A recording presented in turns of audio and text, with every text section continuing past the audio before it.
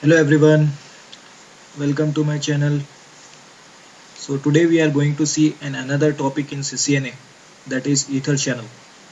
So what is Ether channel and why we are using this Ether channel and what is this configuration of the Ether channel we will see in this video.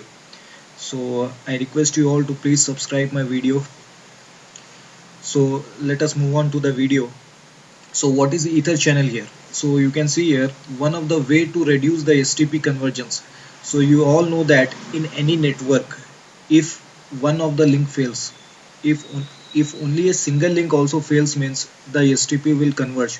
That means there will be a change in the topology, there will be change in the root bridge, root ports, designated ports. All the things will happen, and the switches will go through the stages of listening, learning, and other stage. Okay, so in order to avoid this STP convergence, so Ether channels are used. So what are Ether channels here? It is one of the way to reduce the STP convergence. That is, in order to avoid the, if you want to avoid the convergence of STP, we can use the Ether channel here.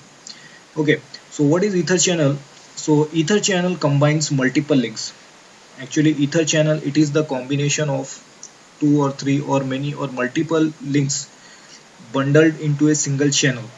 They are bundled into a single channel in order to prevent this STP convergence. Okay, so here we can maximum of 8 links can be combined in a channel. So here that means multiple links are combined in a single channel.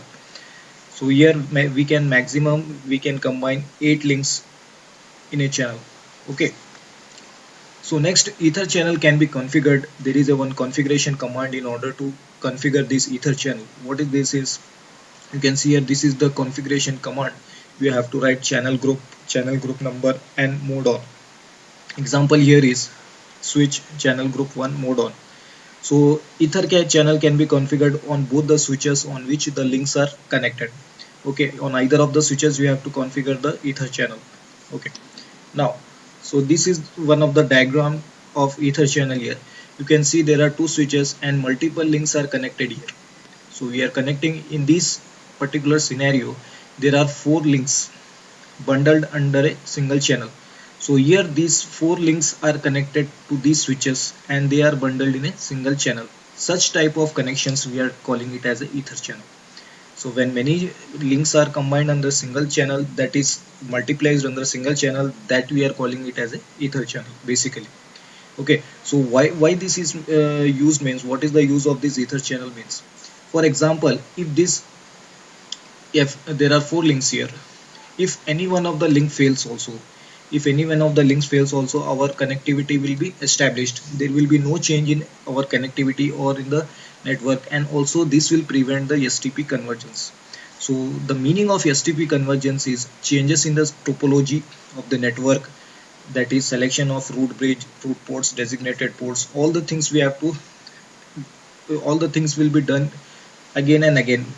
If there is any blocking of the link or any single link also, if it is turned off means.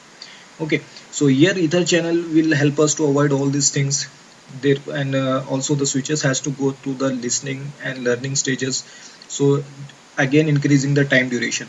So to prevent these things, we are using this Ether channel basically. So here in the Ether channel, if any one of the single link also fails, if in, for example, in this scenario, if any one of the link also fails, means there is no effect to the network, there is no effect to the switches. The switches will be connected towards with the help of the other links. Okay, so if you connect to multiple links, for example, if you have not configured this Ether channel, suppose if you have not configured the Ether channel in the switches and just you have connected these links, then the STP, that is the spanning tree protocol, will automatically block all the links except a single link. Okay, there will be no any advantage of connecting all the 4 links here, all many links. The STP will automatically block here all the other links except the single link. The STP will only use a single link here. So if you connect the multiple links without configuring, there is no use. So if you want to make use of this Ether channel, you have to configure the Ether channel, Ether channel commands in the switches here.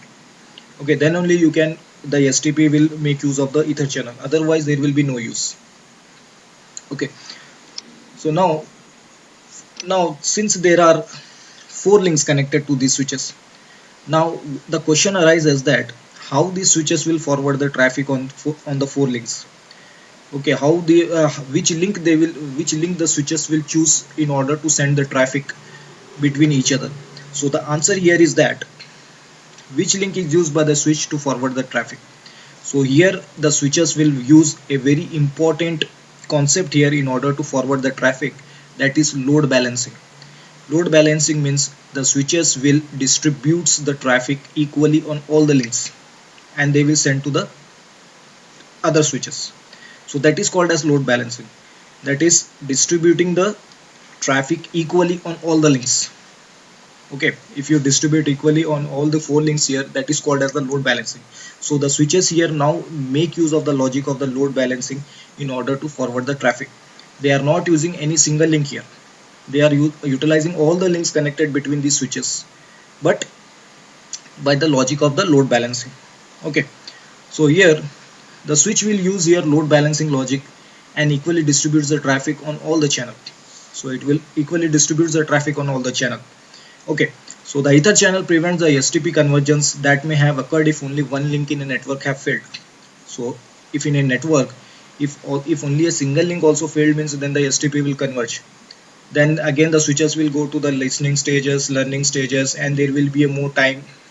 Okay, there will be delayed. So in order to prevent this and also in order to make the network available for more and more time, we are using the ether channel here. Okay, so indirectly we can say that ether channel helps in better utilization of the bandwidth. Okay, you can utilize the bandwidth in a better manner if you are using the ether channel.